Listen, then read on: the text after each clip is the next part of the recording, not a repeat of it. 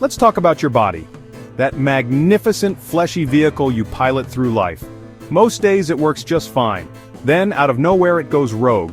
Your leg turns to pudding, your vision blurs, or you feel a swarm of bees buzzing inside you.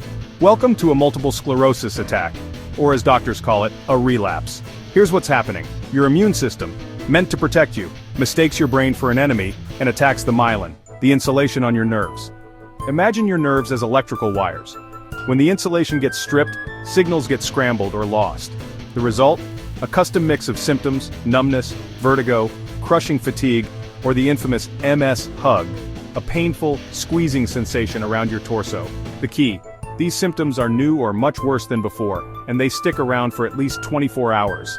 A fleeting twitch? Not an attack. This is a full-on, move-in and unpack situation. First step: don't consult Dr. Google. Call your neurologist or MS nurse immediately.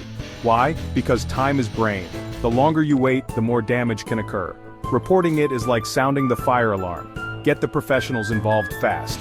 Don't wait to see if it gets better on its own. Don't be a hero. Make the call. The sooner you act, the better your chances of minimizing long-term damage. Your body may have gone rogue, but you don't have to face it alone. Let's get you back in control. Hey there! Before we jump into the detective work, can I ask you a quick favor? If you're finding this video helpful, hit that like button and smash the subscribe so you never miss out on more health and wellness tips. Your support helps this channel grow, reach more people, and lets us keep making helpful content just like this. So go ahead, tap like, subscribe, and join our community. Now back to figuring out if your body's throwing a real tantrum or just faking it. You've called your provider. Now comes the detective work. Is this a real MS attack or just a pseudo-attack?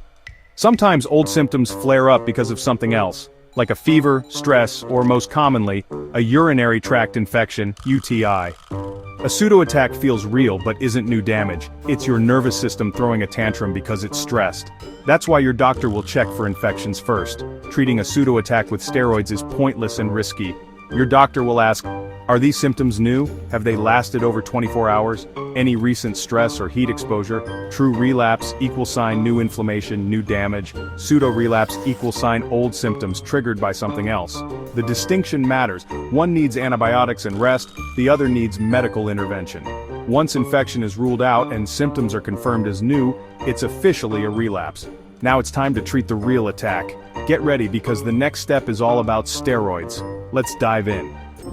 It's official, you're having a real MS attack. Time to bring out the big guns, high-dose corticosteroids. These aren't muscle-building steroids, they're here to slam the brakes on your immune system's rampage. Most common, a 3-5 day course of IV solumedrol or a mountain of oral steroid pills. Either way, you're in for a wild ride. Side effects? Oh yes. IV steroids can leave a metallic taste in your mouth, and both forms can supercharge your energy right when you desperately need sleep. Insomnia is almost guaranteed. You'll be wide awake, reorganizing your spice rack at 3 a.m. Then comes the emotional roller coaster, roid rage, tears at commercials, and random bursts of irritation. Physically, you might get moon face, stomach irritation, and a spike in blood sugar.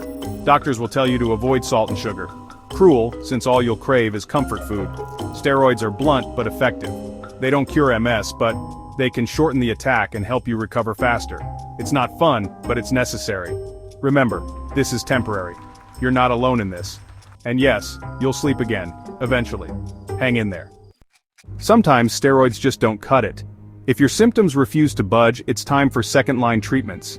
ACTH gel injections can prompt your body to make its own steroids. Expensive, but sometimes necessary. If that fails, there's IVIG, a flood of healthy antibodies from donated plasma, meant to calm your immune system. The most dramatic option? Plasmapheresis or PLEX, a blood washing procedure that removes harmful antibodies. These are hospital-based, serious treatments for the most stubborn attacks. They're the last line of defense when your body really won't listen. You might wonder, what about my daily MS medication? Isn't that supposed to stop this? That's your disease-modifying therapy, or DMT. It's your long-term shield, not a firefighter. DMTs prevent future attacks, they don't treat the one you're having now. Think of it like birth control, it prevents, but doesn't fix, an oops moment. Keep taking your DMT during a relapse, it's still working in the background. After the attack, you'll follow up with your neurologist to assess recovery and discuss if your DMT needs adjusting. The goal is few attacks as possible. Your DMT is your best defense for the future. Acute treatments and DMTs work together, one for now, one for later. Stay on both. You made it! You've survived the wild world of MS attacks, steroids, and blood washing. If you found this helpful, or at least entertaining, hit subscribe. Join our community of people who get it, share your stories in the comments, and let's keep learning together. Like the video to feed the algorithm gods. Comment with your questions, triumphs, or frustrations. Your story might help someone else. Knowledge and community are your best weapons when your body goes rogue. Thanks for watching. Now, if you'll excuse me, I have a spice rack to alphabetize. The steroids are kicking in.